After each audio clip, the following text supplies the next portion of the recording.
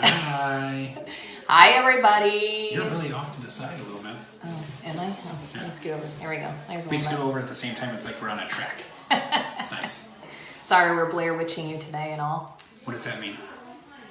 You really have never seen Blair Witch? I've seen the movie, but I don't know it as a verb. I'm Blair Witching you right now. What does that mean? Hey, it's the Nicole language. Get on board. I have my own dictionary. It's just like Didn't a you know flashlight beneath my chin. I'm so scared right now. I'm scared. Hold on, let me get a flashlight. Oh, wait, I don't have one. Sorry. No. Okay, everyone. Well, thank you for tuning into the Nicole and Craig show. Ooh, Colleen's on already, and Steve. Hi, how are you guys? That Was just for you, Colleen. Yeah, right? I didn't do it. Anyway, okay, 5 tips for dealing with other realtors. We actually get a lot of input on this one, so I think this one is going to be mostly boils down to communication, right? Yeah, I think so. Yeah. You can't over-communicate with your other agent. Oh, you can. Well. But I've never had it. Yeah, me neither, so I'm just saying. Yeah. Okay, so I think we should get going. That's fine. I thought you were starting right in, so. I'm starting right in. Number 5, the golden rule. What's the golden rule, Nicole? Treat others how you want to be treated. Treat them how you want to be treated. If everybody did this, I would have a happy day with real estate all day long, every day. Every day would be a sunny day. Yes, it would. One thing I say this, treat others with respect. I mean, it's so obvious. We've all went through the same test. We've all, jumped through the same hoops, so to speak. So, play nice. Yeah, I think that sums that one up. One thing I would say is, now I don't think you agree with me on this one, but, if you call another agent, give them a chance to respond. I hate when I get a text, a phone call, a voicemail, a call at the office, like someone's trying to track me down. If I can't call you back instantly, I'm on the phone, so don't just try me at the office like all of a sudden that's going to work. Yeah, I don't agree with that. So she does not agree. If we, it's gonna be our if first I want something on-camera from you, fight. Basically, yeah. I picture like the big boxing gloves. Anyway. You'd win. Yeah, probably. So, basically, if I send you an offer, I want a response to say that you at least received it in an hour or two. I'm not going to wait 24 hours to be like, hey, did you receive my offer? Because in this market, your offers sometimes are only 6 or 8, hours long sometimes. I know it's slowed down a little bit, but in the heat of the season, I will call and blow up your phone. So I'm sorry, Craig, I don't agree with that. I think you gotta respect other people's time. I don't think that's a good example to set. Yeah, well, we have to agree to disagree on that one, I think. Okay, we're agreeing to disagree. Number 4, agree to disagree. See how much respect we have for each other? We do. Okay, number 4, watch what you say.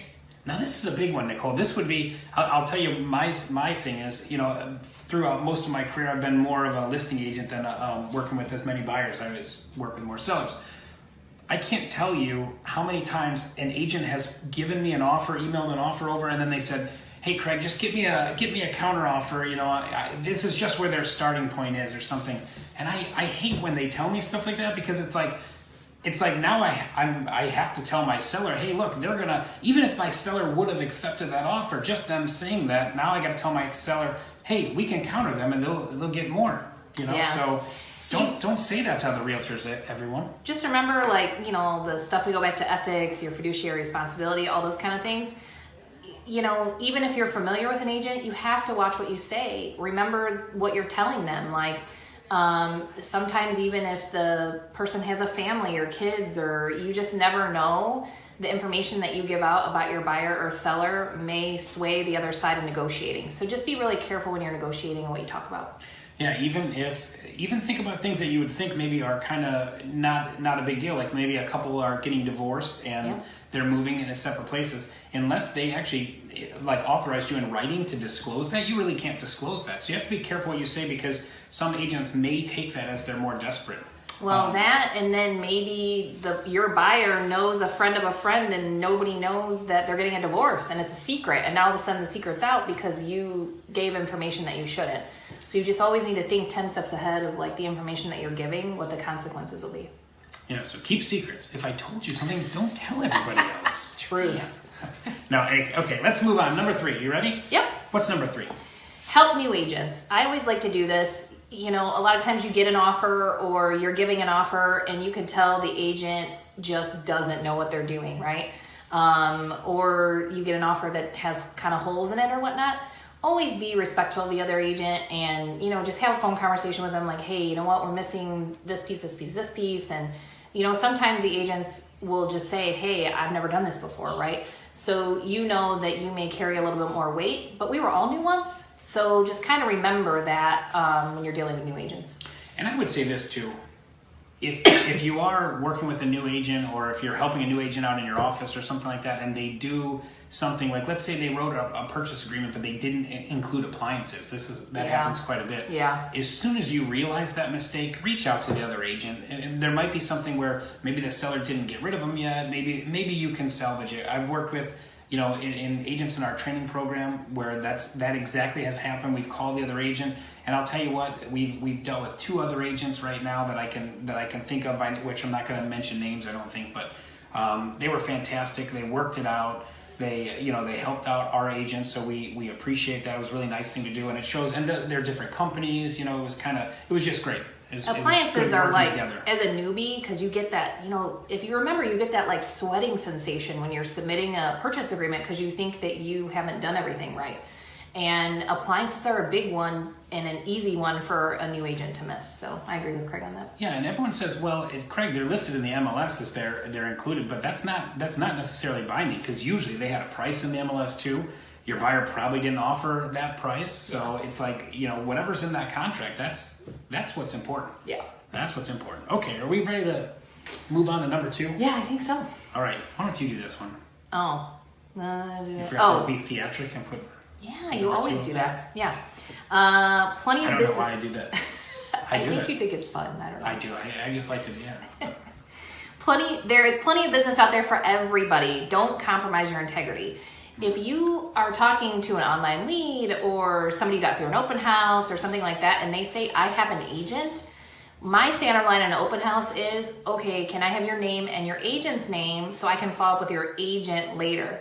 Basically knowing that if they're going to say they have an agent in an open house, they have an agent they've been working with. Like, don't try to flip them to that house. That's part of our ethics thing as well. Yeah, definitely. Yeah, don't compromise your integrity. It's not worth it. You know what? At the end of the day, we have a fiduciary responsibility to our customers. Yep. So no one's going to ever, that's license law. That's number one. But secondly, you have a duty to deal with the other realtor respectfully and honestly also. Right. So that's another thing. Keep that in mind. I guess just keep that in mind. Don't compromise your integrity.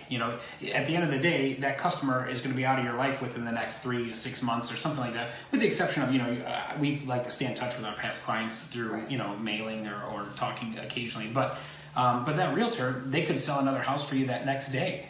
So the realtors, we're going to be in this business together. So treat them better. Yeah, protect your reputation, because your reputation is what you have, and other agents want to work with other agents that they know make the deal smooth, that have integrity, and that have helped them on deals before. So it makes a smooth transaction and a lot less work for everybody all around.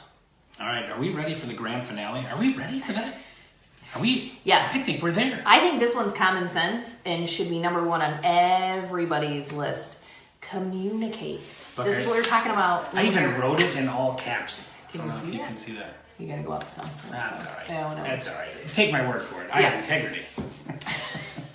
All right. Return phone calls. Yes. We all know of an agent that didn't return phone calls in a timely manner. And I've done it in the history. 17 years. I've done that too on accident. Yeah. Or things get busy and voicemails stack up. If you're a realtor and your voicemail's full, that's frustrating. That is very much weird. so. That's not good. If your customer calls you, what do you expect them to get from that? Yeah. It's or other agents calling you, and normally, sometimes other agents' voicemail's full.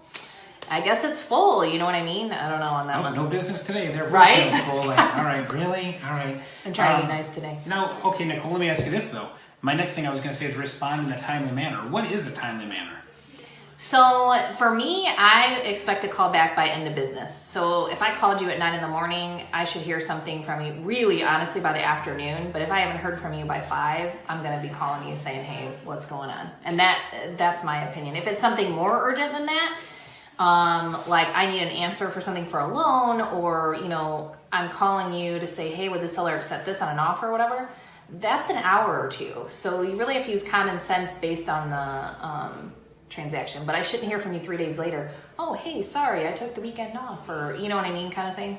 Yeah, I think the way mortgage companies process mortgages right now and things like that, like if you a 3-day wait, you know, that could interfere, that could slow down the transaction, that could miss our closing date. Yeah, you can miss your closing date and have to get an extension, which could, you know, you got buyers and sellers that have moving trucks lined up. Yeah. I mean, it could be a big catastrophe. Yeah, logistics, awful. Yep. And then another thing I would say, and now this is important, don't respond angry.